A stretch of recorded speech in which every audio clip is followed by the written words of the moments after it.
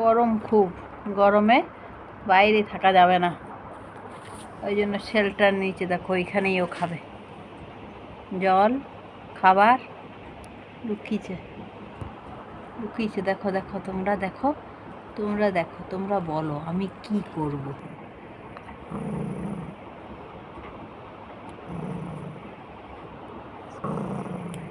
কি হয়েছে? হুম, কি রাগ কিসের তোর, আমাকে বলবি? হুম, তোর অত রাগ কিসের আমাকে বলবি? তোর খাবার কেউ খাবে? কেউ খাবে না। দিদির খাবার দিদির খাওয়া হয়ে গেছে।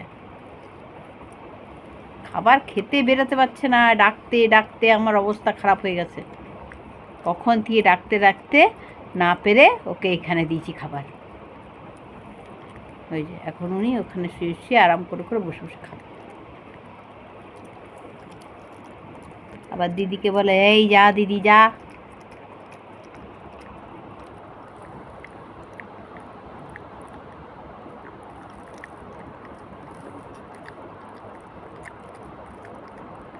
দেখো অবস্থা দেখো।